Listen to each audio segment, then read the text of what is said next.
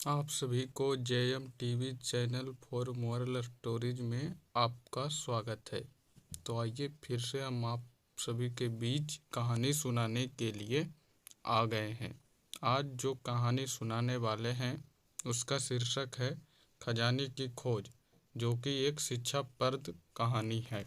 तो आइए इस कहानी को सुनते हैं। एक गांव में एक रामलाल नाम का एक किसान अपनी पत्नी और 4 लड़कों के साथ रहता था।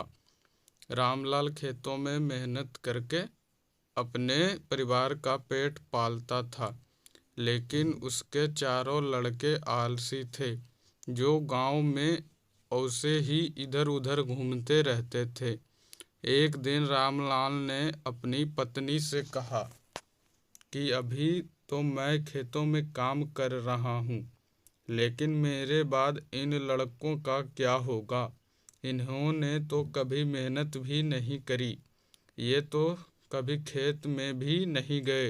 रामलाल की पत्नी ने कहा कि धीरे धीरे ये भी काम करने लगेंगे। समय बीतता गया और रामलाल के लड़के कोई काम नहीं करते थे। एक बार रामलाल बहुत बीमार पड़ गया। वह काफ़ी दिनों तक बीमार ही रहा। उसने अपनी पत्नी को कहा कि वह चारों लड़कों को बुलाकर लाए। उसकी पत्नी चारों लड़कों को बुलाकर लाई। रामलाल ने कहा, लगता है कि अब मैं ज़्यादा दिनों तक जिंदा नहीं रहूँगा। रामलाल को चिंता थी कि उसके जाने के बाद उसके बेटों का क्या होगा। इसलिए उसने कहा, बेटों, मैंने अपने जीवन में जो भी कुछ कमाया है वह खजाना अपने खेतों के नीचे दबाकर रखा है। मेरे बाद तुम उसमें से खजाना निकालकर आपस में बांट लेना।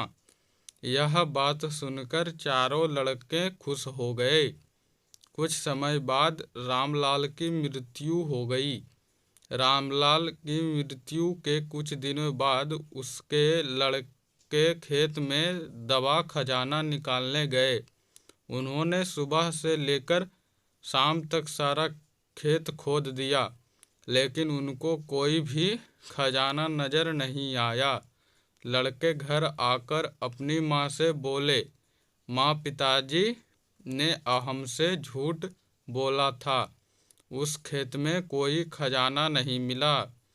उसकी माँ ने बताया कि तुम्हारे पिताजी ने जीवन में ही घर और खेत ही कमाया है, लेकिन अब तुमने खेत खोद ही दिया है तो उसमें बीज बो दो।